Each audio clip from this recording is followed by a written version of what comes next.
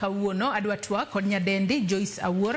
Nyadendi mosedak kod tuo mar vitiligo kuom thuolo mar higni 10 koro. Kata kamano kaluwore kod gigo ma ok nyal geng' nyaka sani koro osebedo jachir kendo entiere koda e studio kae mar mondo mi opimnwa ne sigande ni to nobedo nang'o to nyaka kuma osechope ni gin okenge mage ma osegoyo mar mondo mi gikonye tiego jopiny mar mondo mi otie kata owere kod kwedo jogo ma odak kod tuo mar vitiligo.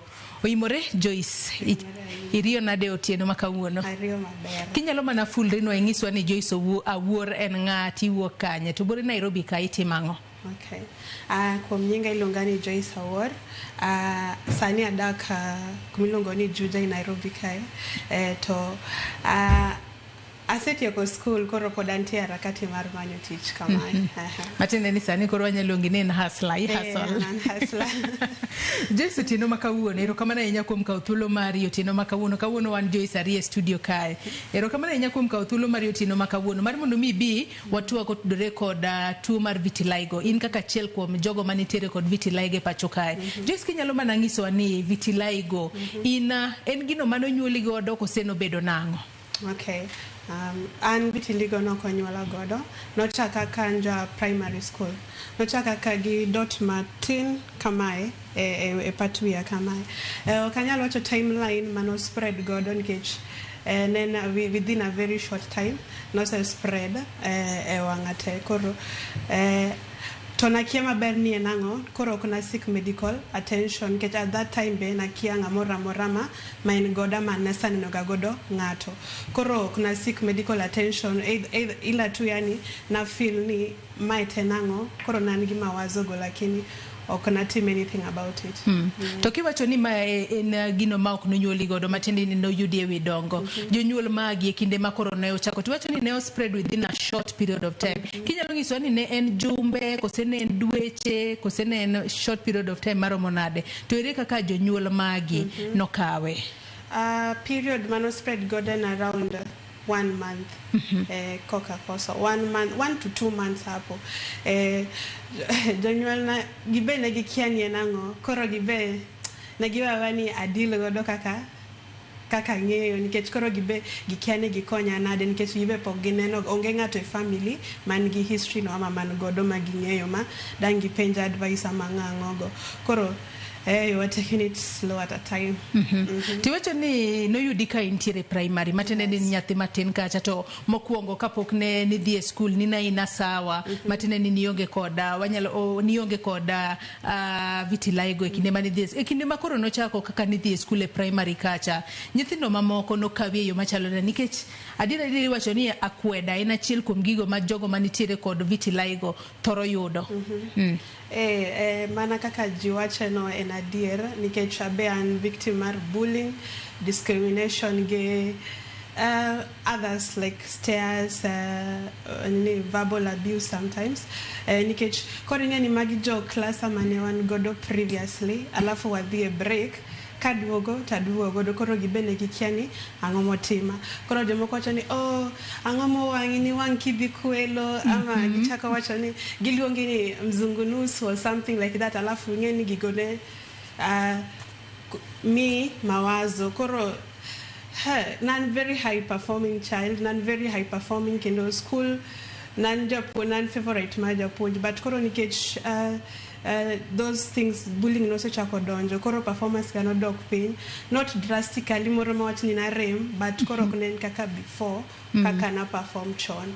Wanyalo wacho ni seche moko dibedo number 1 koro ichako dok piny bedo kata number 2 number 3 number 4. To koro ere kaka ne iwuok e gigi te ka in e primary kacha kaluwore ni koro kidhi e school kacha to nyithindo moko nyieri nyithindo moko neno ni ne giwuoyo ni marach ni nyalo bedo ni nidhi wele kiwang' ere kaka ne kaogi e kinde ma pod ni e school kacha tere kaka ni overcome gi? Koro nikech be natin koro ng'eni asira tem nengen kanga to yanyi tibe yani ama alafu most of the time na avoid people kabisa koro nachako leo school sana adhi sese moko kadhi especially ndalo parade no kadhi gani ng'eni kichunge parade gi line gi jitene ni koro especially days of parade Monday and Friday no kairo ga this school but overcoming I watch ni na learn to have a thick skin nikech ok ni negiweyo but koro an mana ahamwa nikech koro ok nanyalo we school an ahero somo personally koro na have to grow a thick skin to endelea. Atukuru nyaka sani mich somo bisetieko ni dhi high school idhi nyaka campus wacho ni setieko campus makoro sani koro intiere oko kati inachiel kuom jogo makoro intiere job market umanyo tije. Ngimo sebedo yo machalo nado bisetemo kata fwenyo temo manyo ndache ni gini to ne ochakore nade to ang'o makele. Koro manatieko form 4 koro donjo mana biro Nairobi na dhi campus. Previously ne pok naneno ng'ama ni condition alafu na care anything about it. But koro mana biro Nairobi na romo gi one of ng'aman chal koda. Emo onini orientator ong'isa ni wan gi group watimoga meet and greet, this is a condition ok ni ati ni in class or anything. Koro from there on kaka na join group noendo, koro from there nachako timo research nange at least na put a name to my condition. Koro at least atimo research ang'eni enang'o ang'o makose ang'o ma as in prevention gik minyalo timo mondo I live with it normally. A prevention kanyo maybe say yudango nikech gino ma bende ji yuago ni en yedhe ma chemo kitiyo godo gin yedhe mage to yudo gichalo nango. Nikech sani gisani research eko kaendelea koro pod wakia exact cause mar vitiligo ing'eni kikia exact cause ok inyal golo prevention but dini mostly wacho ni en genetics wacho ni ka ng'ato e family uni godo tibe la high chance inyalo bet godo koro an nikech onge ng'ama ng'e family man godo koro an dak nanyal pin to anybody else before.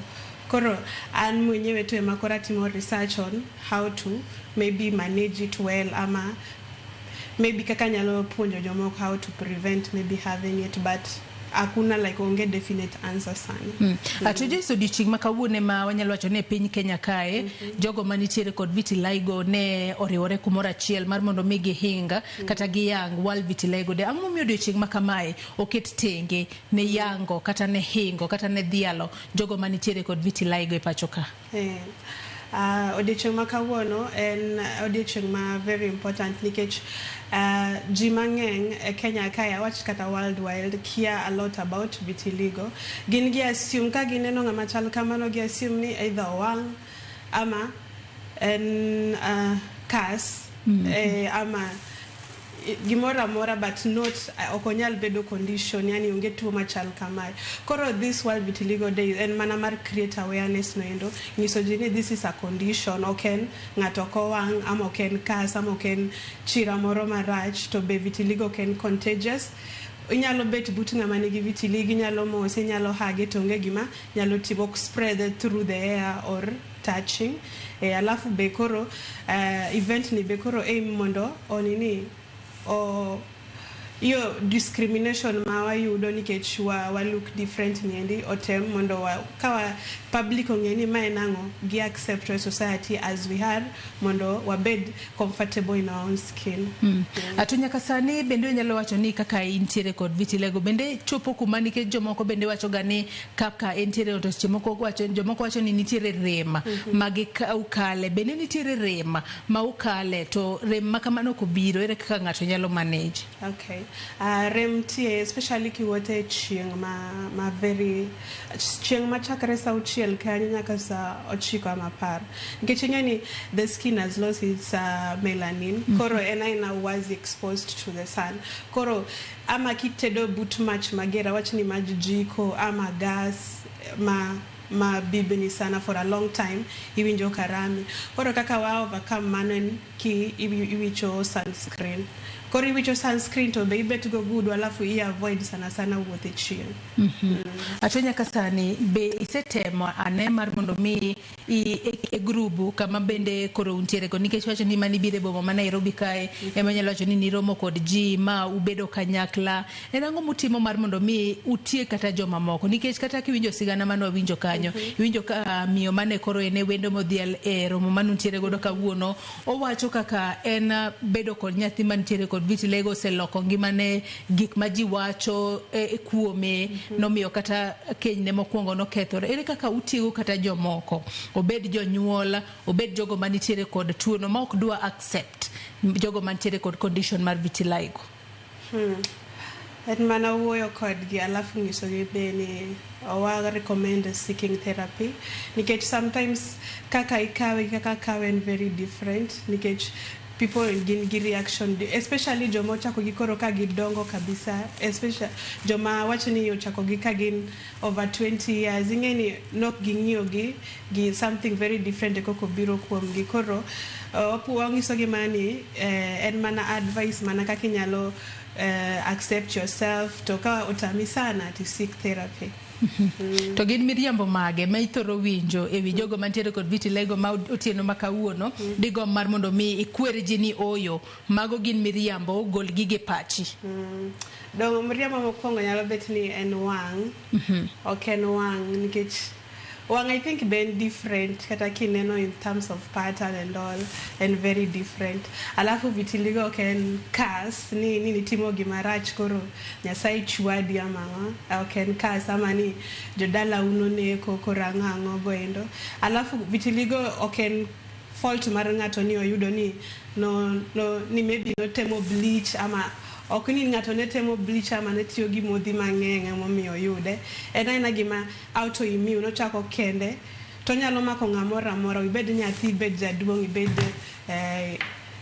nyako, onyala mako ng'amoro amora. Koro stereotype mani ati ni en kas ni kimulo ng'ama nigi vitiligo kibet bute to nyalo yudo, mago stereotype moro beni waweyo.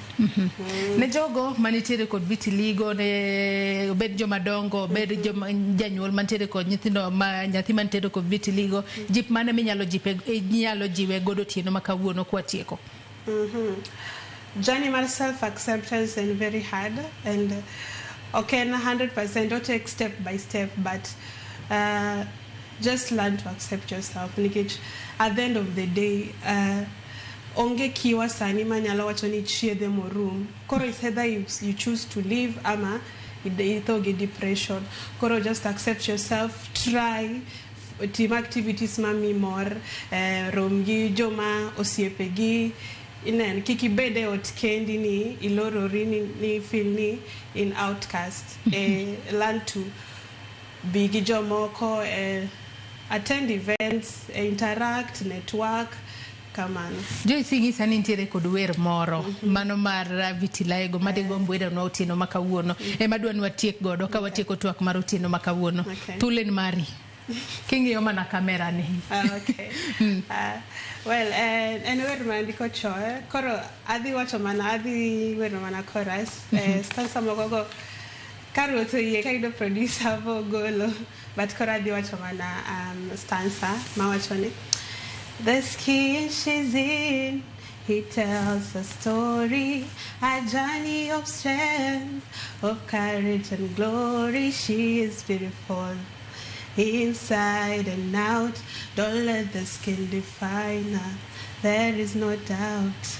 Were ane kendo koro no med mana kwatieko no enya dichiel.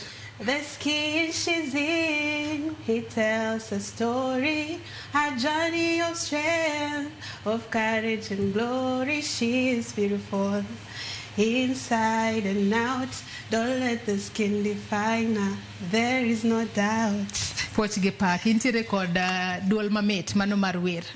Erokamano ahinya Joyce Awuor kuom kawo thuolo mari otieno makawuono mar mondo mi bi wapuonjo piny kotudore kod tuo mano mar vitiligo. Nyakwara Mugi Ajwanga, geno ni sepuonjori mathoth kotudore kod tuo mar vitiligo. Ok en gino ma ng'ato nyalo wacho ni en chwat kowuok kuom Nyasaye, ok en gino ma seche moko inyalo wacho ni en gino ma seche moko kaluwore kod richo misetimo, en gino mabiro kaluwore kod genetics mag del. Nyakwara Mugi Ajwanga ka yuyo madundo gi sani kaduogo tabo bedo kaduogo kod weche manyien mamoko chenro mano mar oimore otieno makawuono. Kik idhi mabor.